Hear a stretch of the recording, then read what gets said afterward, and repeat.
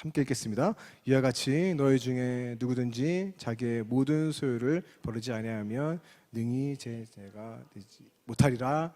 아멘. 네, 여러분 오늘 말씀 함께 나누도록 하겠습니다. 오늘 제자의 삶으로 시리즈 설교 5번째 시간이고요. 혹시 궁금하신 분들이 있을 것 같아요. 이게 몇 번째까지 있냐? 저도 모릅니다. 저도 모르고 제가 그렇게 철저하게 계획해서 하는 사람이 아니라 그냥 하고 있는데 언제 끝날지는 모르겠습니다.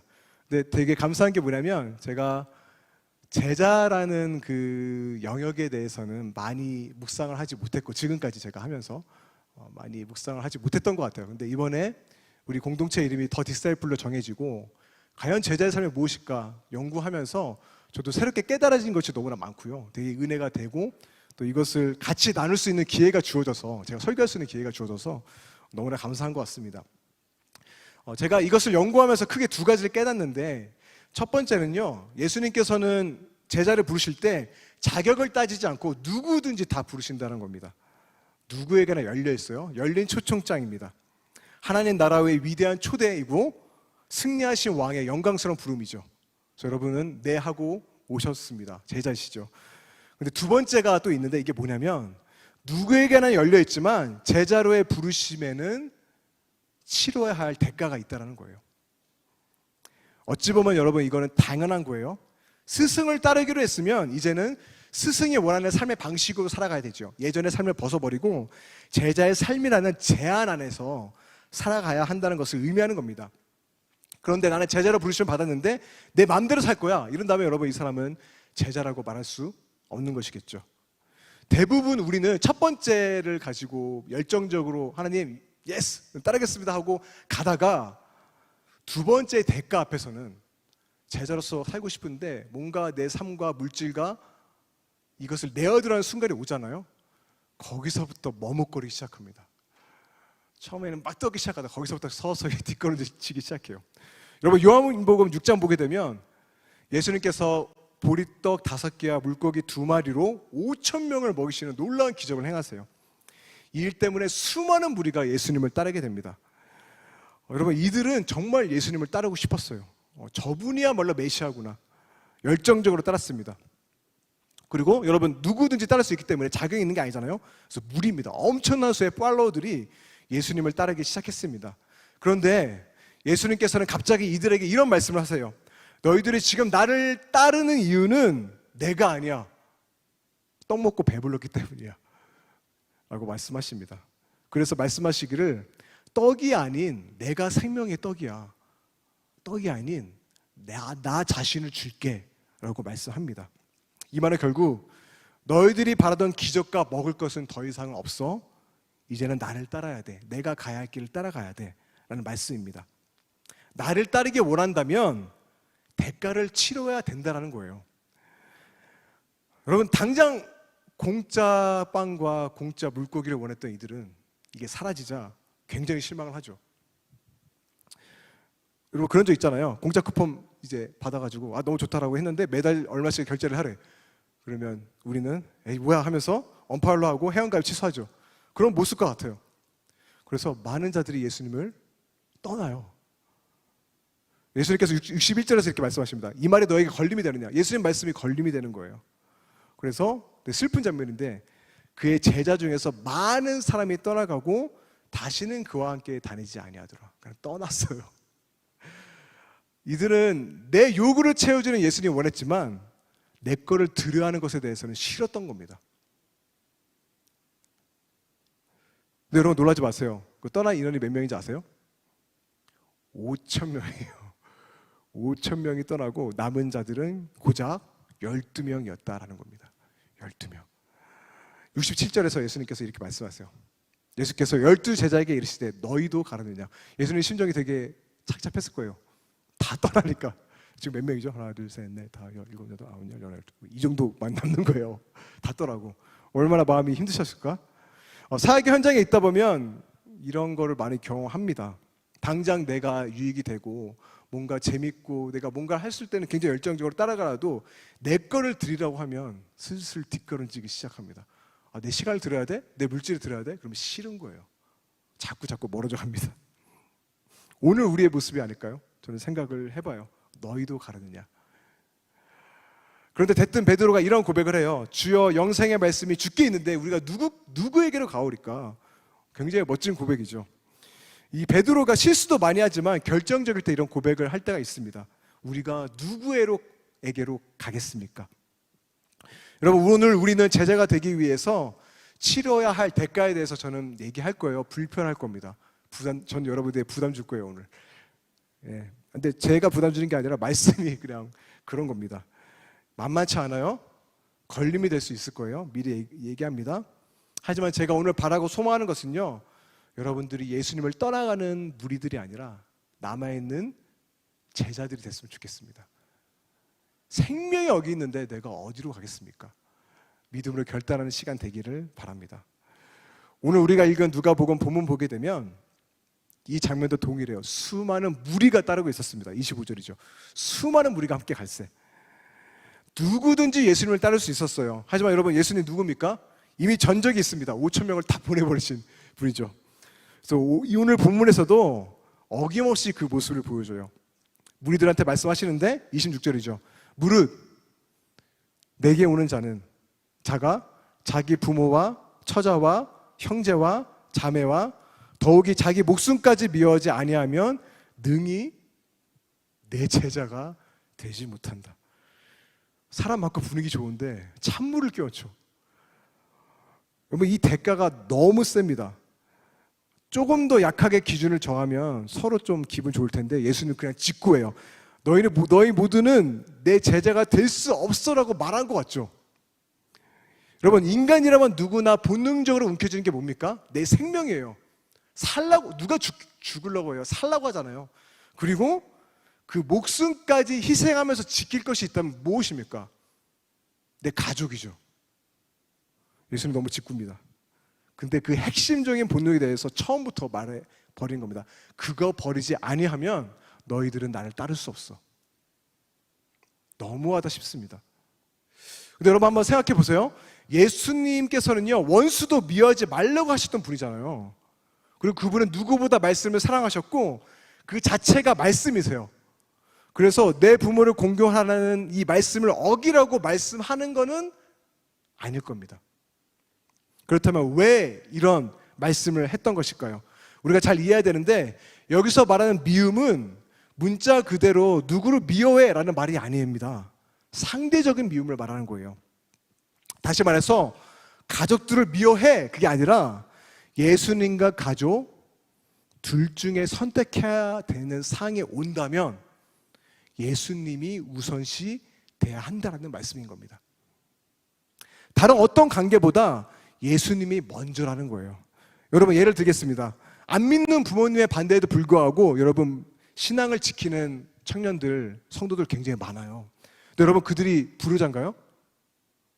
아니에요. 여러분, 실제로 그들은요, 부모님 미워하지 않습니다. 오히려 부모님을 더 생각하고 공경하고 굉장히 사랑합니다. 그런데 신앙에 있어서만은 포기할 수가 없는 거죠.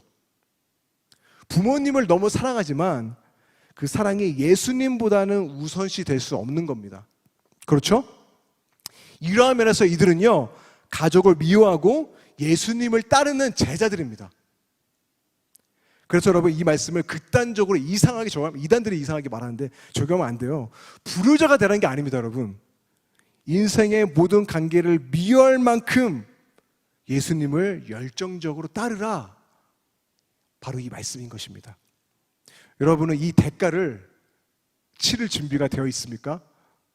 예. 마음속으로 아멘하고 있는 거 압니다. 아니면 걸림이 되고 있지 않으십니까? 바로 이어서 예수님께서 두 번째 줬고 말씀하십니다. 27절입니다. 누구든지 자기 십자가를 지고 나를 따르지 않는 자도 능히 내 제자가 되지 못한다. 자, 갈수록 태산이죠. 여러분, 십자가란 그 당시 최고로 잔혹한 사형 기구입니다. 그래서 로마인들이 제수를 처형 장소로 끌고 갈 때 제수는 자기 십자가를 들고 가야 됐습니다. 그래서 십자가를 지고 가라는 것은 죽음, 고통, 수치를 의미하는 겁니다. 죽기를 각오하고 고통과 수치를 당할 준비가 되어 있지 않으면 내 제자가 될 생각을 꿈에도 하지 말라는 예수님의 말씀이에요. 대가가 셉니다. 그리고 더 나아가 예수님은 내가 가야 할 길, 지금 예수님은 어디로 가시죠? 왕의 보좌로 나아가지 않습니다. 십자가로 나아갑니다. 십자가로 같이 가자라는 초청이에요. 여러분 준비되었습니까? 여러분 우리는 십자가로 가야 됩니다. 희생이고 약함이고 헌신이고 내어드리는 자리로 우리는 부름받았어요. 자, 마음에 걸림이 되고 있지 않으십니까? 사실 여러분 무리들이 따랐던 목적은 각각이었어요. 당시 로마의 압제에서 해방시켜줄 구원자로 예수님을 믿었기 때문에 예수님을 따랐던 자들도 있었고 오병이어처럼 더 많은 떡을 위해서 예수님을 따랐던 것이죠. 내가 기대하는 바를 실현시킬 메시아, 그들은 그 왕을 원했던 겁니다. 다시 말해 예수님을 따랐던 수많은 무리들은 자신의 욕망을 위해서 예수님을 따랐던 것이죠. 다른 게 아닙니다. 이용했던 것입니다. 여러분 그래요. 예수님을 따른다고 하면서 자꾸 내 목적과 뜻을 세운다면 예수님은 수단에 지나지 않습니다. 계속해서 강조할 거예요. 예수님은 수단이 아닙니다. 우리의 전부이십니다. 그래서 예수님께서 자기 십자가를 지라는 말은 너희들이 지금 그 목적과 계획에 대해서 죽으라라는 거예요. 너희 뜻이 아니라 내 뜻을 따르라. 내 십자가의 길을 따르라라는 겁니다. 그 십자가를 지라는 거예요. 더 디사이플 공동체 여러분, 여러분들은 세상의 건자에 오르기 위한 그 왕을 따르겠습니까? 아니면 약함의 자리, 희생의 자리, 희생과 섬김의 자리로 가시는 십자가를 지시는 왕을 따르겠습니까? 더 말해서 내 꿈과 소망 다 좌절돼도 그분을 따를 수 있겠습니까? 여러분 만약에 그 길을 따르지 못하겠다라면 예수님께서는 내 제자가 되지 못한다라고 오늘 우리에게 분명하게 말씀하고 있습니다. 그리고 33절에서 말씀하세요. 너희 중에 누구든지 자기의 모든 소유를 버리지 아니하면 능히 내 제자가 되지 못하리라.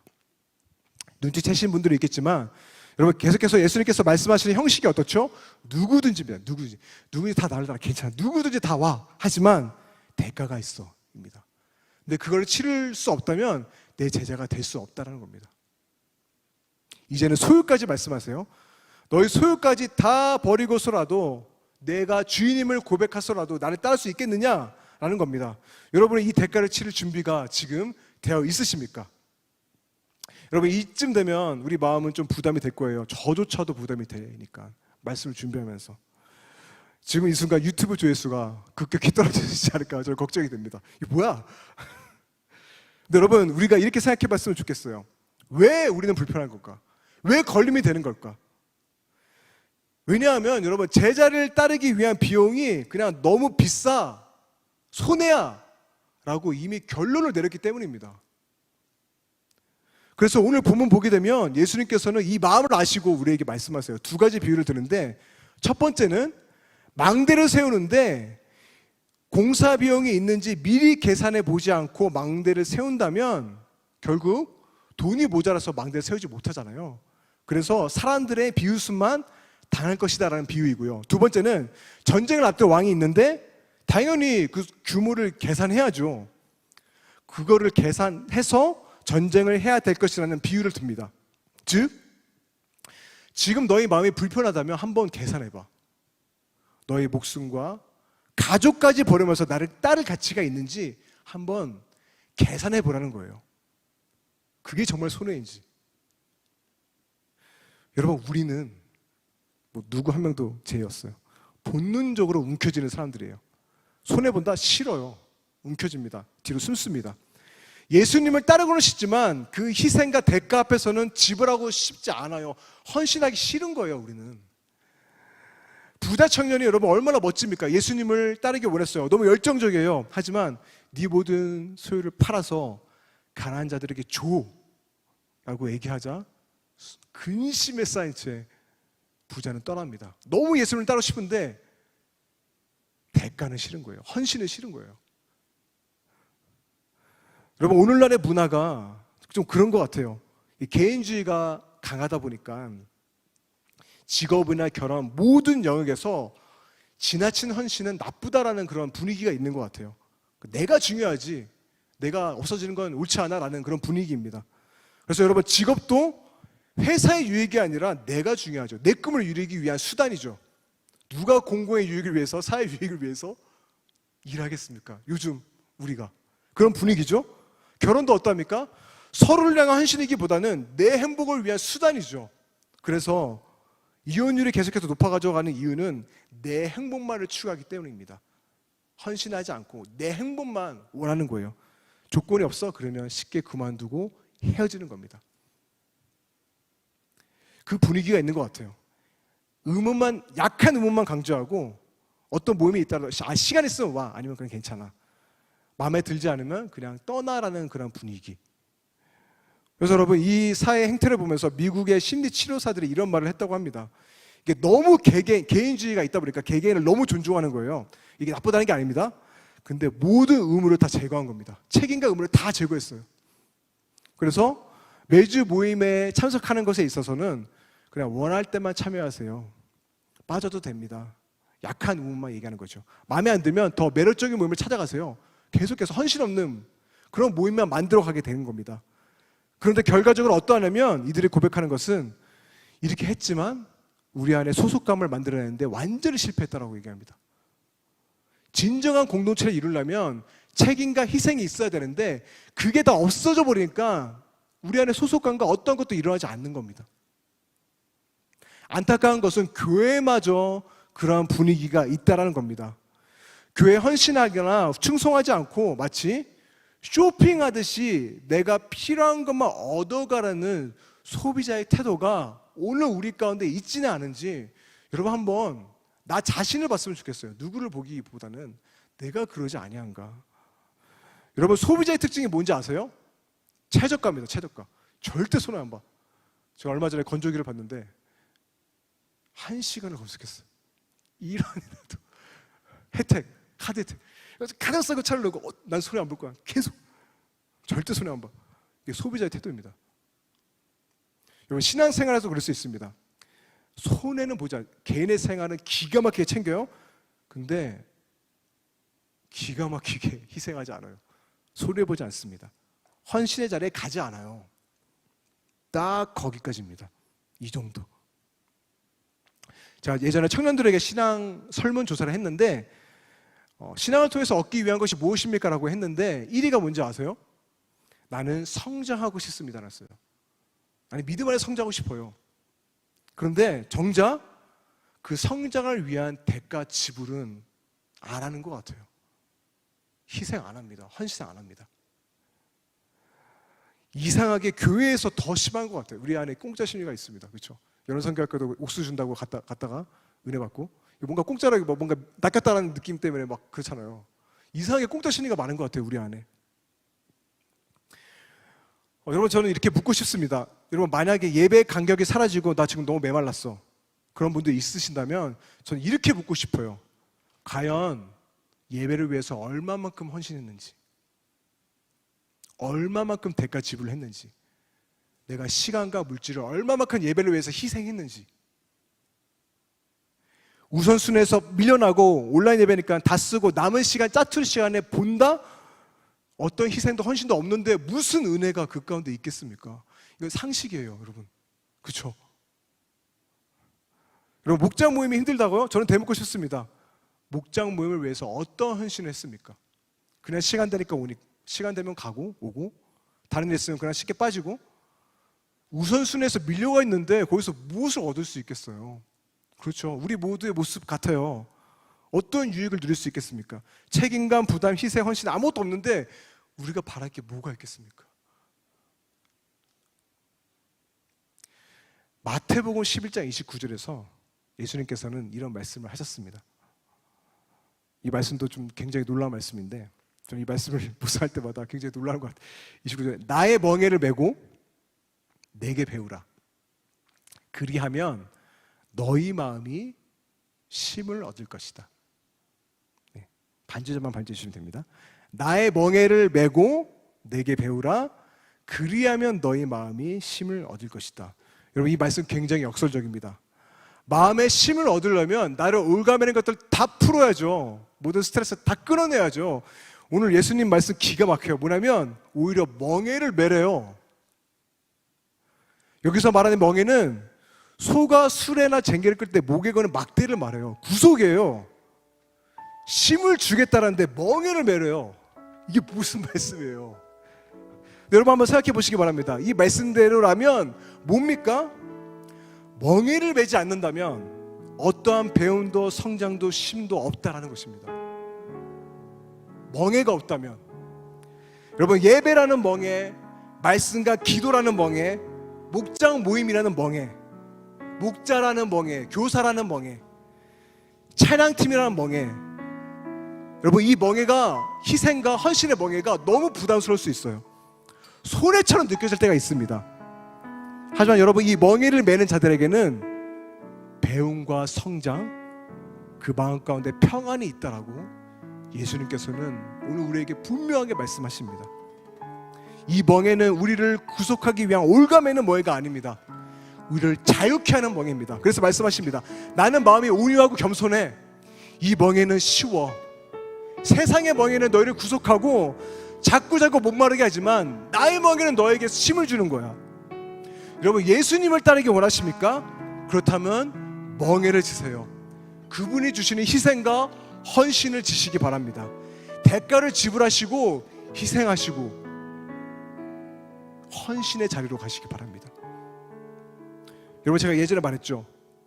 진정한 자유의 심, 여러분들이 그토록 바라는 자유와 심은 모든 한계와 제약을 벗어나는 것이 아니라 올바른 한계 안에 들어가는 것이다. 멍에를 지시기 바랍니다. 그리고 그분에게 배우시고요, 그분의 제자로 살아가시기를 바랍니다. 더 디사이플 공동체 여러분, 헌신하기를 주저하지 마세요. 오히려 헌신하는 것을 기쁨으로 여기는 공동체가 되기를 여러분 저는 기도하고 소망합니다. 예배에 헌신하세요. 기도에 헌신하세요. 말씀에 헌신하시고요. 여러분 헌금 생활에 헌신하세요. 11조 생활에 헌신하세요. 내 것을 들으세요. 그 멍에가 여러분들을 더 아름답게 빚어갈 것이고 성장으로 이끌 것입니다.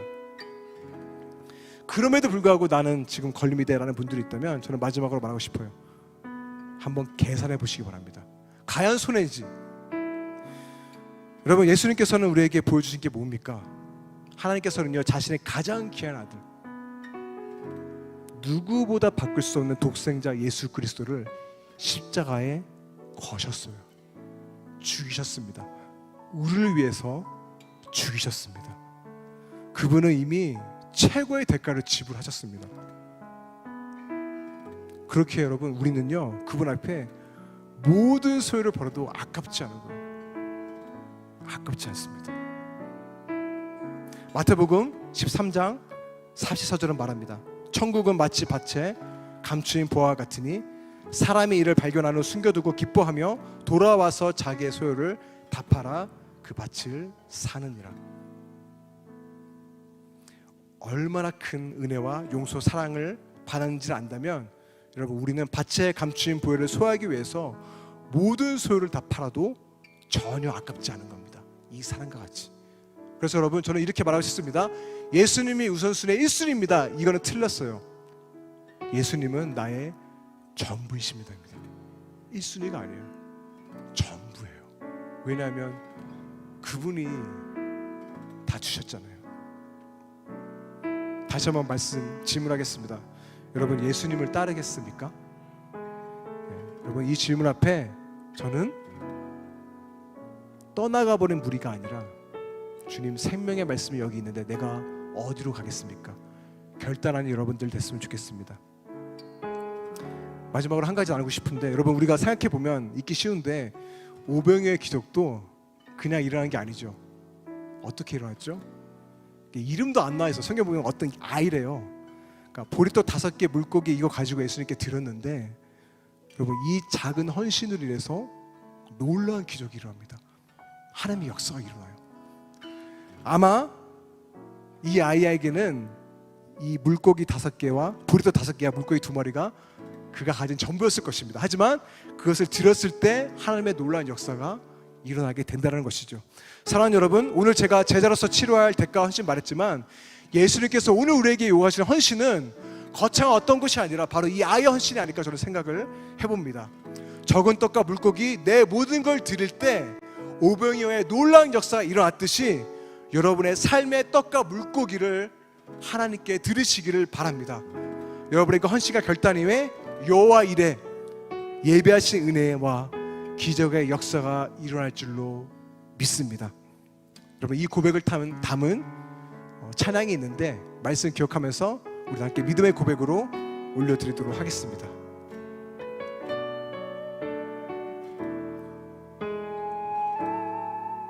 날이 저물어 갈 때, 날이 저물어 빈들에서 걸을 때, 빈들에서 걸을 때, 그때가 하나님의 때,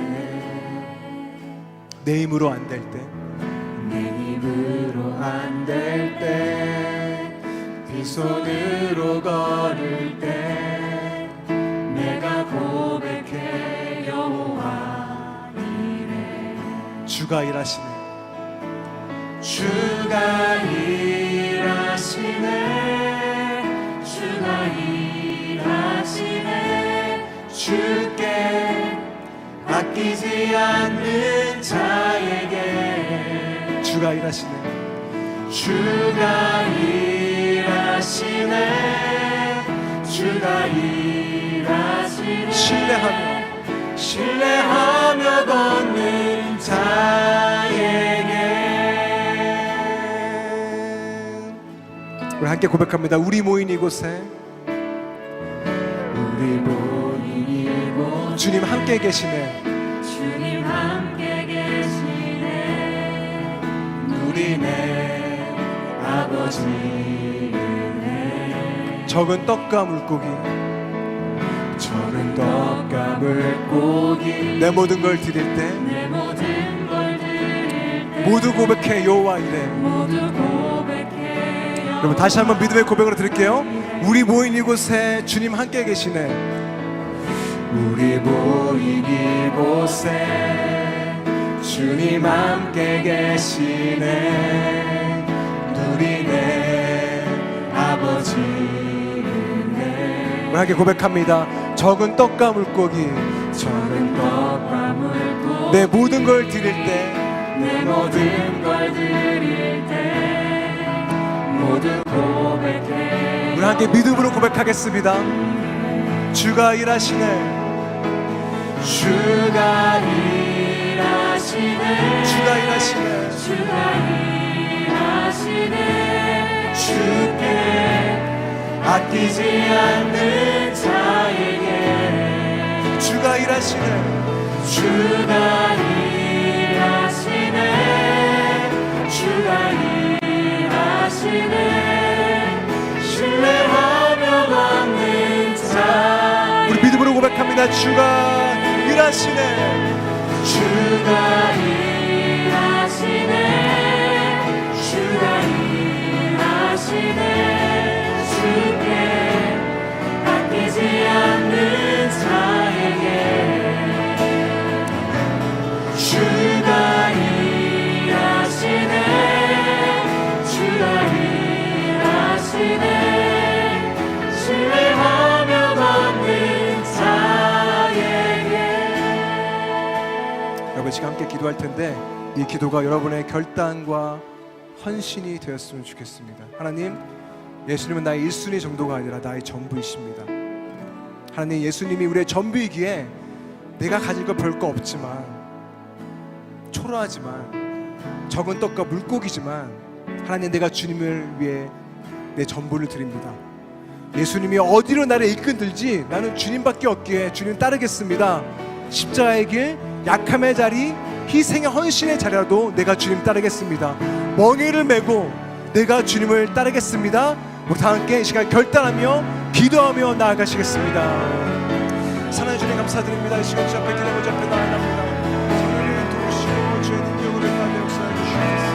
주의 가운데 주의 도우시고 하나님 나라를 역사해 주시고 주님 보여주시고 하나님 역사해 주시고 하나님 가운데 주의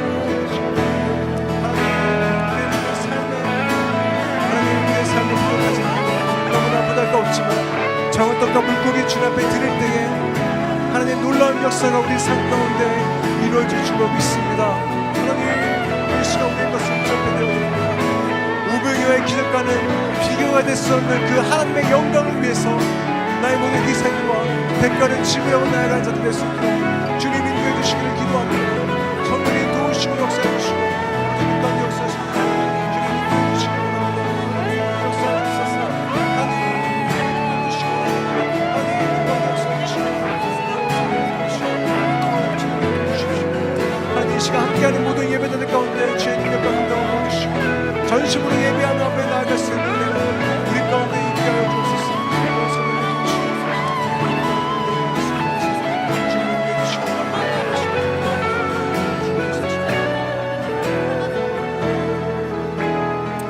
우리 한 가지 더 기도하기 원합니다. 우리 다 함께 우리 더 디사이플 공동체를 위해서 함께 기도했으면 좋겠습니다. 하나님, 이 공동체가 세상의 문화와는 반대로 가는 공동체가 되게 해주시오. 세상은 헌신하지 말라, 더 이상 내어주지 말라라고 얘기했지만 하나님, 우리는 움켜쥔 손을 펴겠습니다. 예수님을 위해서, 세상을 위해서 섬기겠습니다. 베풀겠습니다. 무엇보다 헌신하는 공동체가 바로 이 디사이플 공동체가 되게 하여 주시옵소서. 우리 시간 함께 기도할 때는 우리 주님의 이름을 부르짖고 기도하며 나아가겠습니다. 주여, 하나님 그렇습니다. 하나님 이 시간 우리 공동체를 위해서 주님의 기도하며 나아갑니다. 주님 오늘 내가 수 있는 축복해 주시고 하나님 우리가 주님 앞에 결단하며 나아갈 때 놀라운 역사가 우리 가운데 있게 하여 주시옵소서. 하나님 이 세상을 위해서, 깨진 세상을 위해서 섬기는 공동체가 되게 해주시오. 희생하는 공동체가 되게 해주시오. 내 것만 챙기고 내 것만을 위해서 사랑하는 자들이 아니라 내 욕망을 위해서 예수님을 섬기는 자들이 아니라 하나님 이 깨진 세상을 위해서, 아직도 구원이 필요한 자들을 위해서 달려나갈 수 있는 믿음의 공동체가 될 수 있도록 주님 붙들어 주시고 역사해 주시기를 기도합니다. 정말 역사해 주시고 역사해 주시기 바랍니다. 주님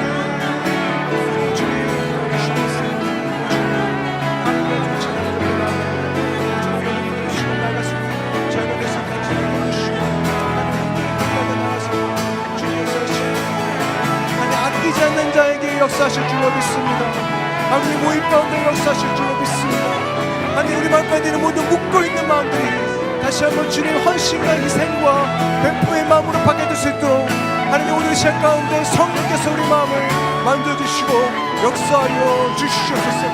오 주님 그 마음을 우리 가운데 보여주시고 하나님 마음을 역사하실 줄로 믿습니다. 오 주님 보여주시고 하나님 감사합니다.